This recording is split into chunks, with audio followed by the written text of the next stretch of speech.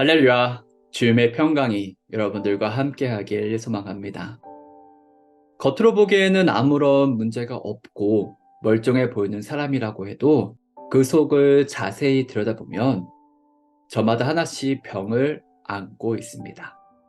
여기서 말하는 병은 육체의 질병이 아니라 마음의 병, 영혼의 병을 의미합니다. 어떤 사람은 어릴 적 받은 상처가 평생토록 아물지 않아 아픔을 겪습니다. 또 어떤 사람은 가난 때문에 마음마저 가난해져 버립니다. 친한 친구나 사랑하는 사람에게 마음의 상처가 생기기도 합니다. 이렇게 우리는 짧은 세상을 살아가면서 수도 없이 많은 마음의 병을 얻습니다. 예수님을 믿는 사람이라고 해서 예외는 아니지요. 우리도 상처를 받습니다. 예수님을 믿는 사람이나 믿지 않은 사람이나 똑같이 아프고 똑같이 슬픕니다. 그렇습니다. 예수님을 믿는다고 해서 세상의 어려움들이 나를 피해 지나가고 예수님을 믿는 그 순간부터 인생의 모든 상처가 낫고 모든 일들이 슬슬 풀리는 것은 아닙니다. 우리는 여전히 상처투성이 인생을 살아갑니다. 아니 어쩌면 세상 사람들보다 더 많은 상처와 아픔을 끌어안고 사는지도 모릅니다.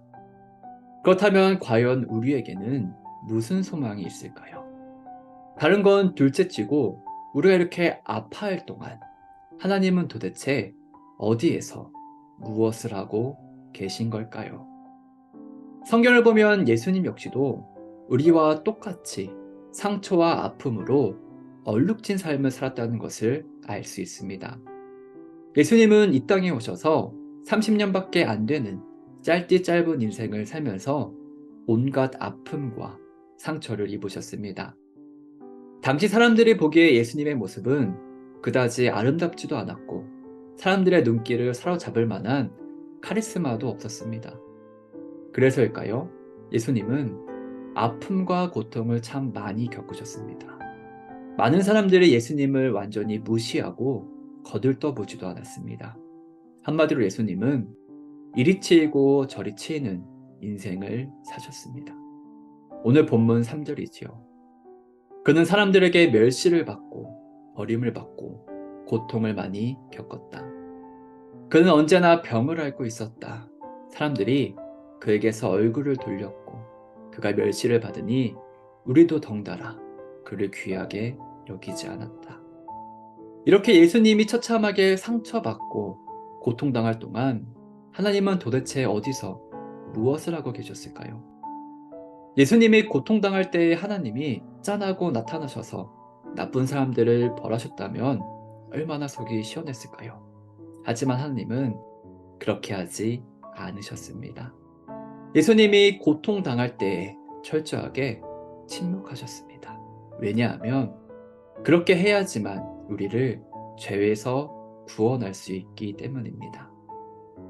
여기에 구원의 신비가 담겨져 있습니다. 우리가 하나님께 죄 용서를 받으려면 반드시 죄값을 치러야 하지요. 하지만 문제는 우리의 힘으로는 그 죄값을 도저히 다 치를 수가 없습니다.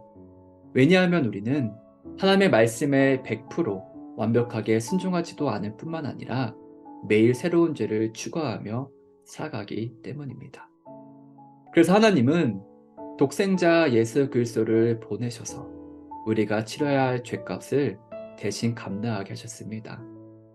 우리 대신에 상처받고 우리 대신에 고통당하고 우리 대신에 죽게 하셨습니다. 예수님의 상처는 우리를 치유하는 하나님의 약이었습니다. 그래서 이사야 선지자는 장차 오실 예수 그리스도의 고난을 예언하면서 이렇게 선포합니다. 그러나 그가 찔린 것은 우리의 허물 때문이, 그가 상처를 받은 것은 우리의 악함 때문이다. 그가 징계를 받음으로써 우리가 평화를 누리고 그가 매를 맞음으로써 우리의 병이 나았다. 우리의 구원을 되시는 예수님께서 당하신 이 일과 그로 인해서 우리가 얻게 되는 것이 무엇인지 함께 생각해 보기 원합니다. 그분 우리의 허물 때문에 찔렸고 우리의 죄 때문에 상했습니다. 그분께서 징계를 받고 채찍에 맞았기 때문에 우리는 하나님과 평화를 누리고 우리의 모든 상처, 특별히 죄로 인한 상처는 나음을 받게 되었습니다. 바로 여기에서 우리의 평안이 시작됩니다. 그래서 예수 그리스도가 이 땅에 오실 때 평화가 선포된 것이지요. 그리고 이 평화는 예수 그리스도의 상함을 조건으로 주어진 평화였습니다. 예수님께서 우리를 위해서 상처와 아픔을 당하셨다는 사실을 생각할 때 감히 우리가 아무런 상처 없이 아픔 없이 이 세상을 살겠다고 한다면 이것은 어쩌면 지나친 욕심인지도 모릅니다. 오히려 우리는 예수님의 말씀처럼 시험과 환난을 예상하고 또 준비하고 있어야 합니다. 하나님의 뜻과 계획은 우리가 이 땅을 살아가는 동안에 아무런 상처 없이 말끔하게 사는 것이 아니었습니다.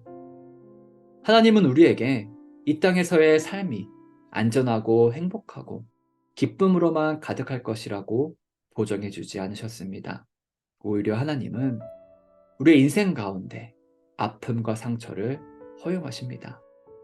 다만 그 상처를 가지고 다른 사람을 위로하고 치유하는 데 사용하길 원하십니다. 예수님의 상함이 우리의 나음이 되었던 것처럼 말이지요.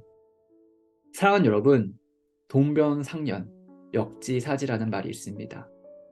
아파본 사람만이 아픈 사람을 위로할 수 있고 실패해본 사람이 실패한 사람을 격려할 수 있습니다. 예수님은 우리 때문에 우리를 위해서 멸시받고 버림받으셨습니다. 고통을 많이 겪으셨고 슬픔과 징벌을 당하셨습니다. 찔리고 상하고 매를 맞으셨습니다. 우리 때문에, 우리를 위해서 말이지요. 우리 아픔과 슬픔에 공감하시고 함께 하시는 예수님을 바라보길 간절히 원합니다. 더욱더 예수님을 바라봐야 합니다. 힘써 예수님을 닮아가야 합니다. 우리를 대신해서 상처 입으신 예수님을 묵상해야 하고 예수님의 상처로 인해 우리가 나았다는 것을 기억해야 합니다. 그러면 지금 우리를 힘들고 어렵게 하는 상황들을 감당할 수 있을 것입니다. 뿐만 아니라 예수님처럼 나의 상함으로 다른 이들을 낫게 하는데 귀하게 쓰임받을 수 있을 것입니다. 하나님의 평안이 나에게뿐만 아니라 다른 이들에게도 전달할 수 있는 통로가 되길 바랍니다. 그의 상함과 우리의 나음이 이 원리를 자기 자신에게 그리고 다른 이들에게 적용하는 주님의 귀한 자녀들 되길 소망합니다.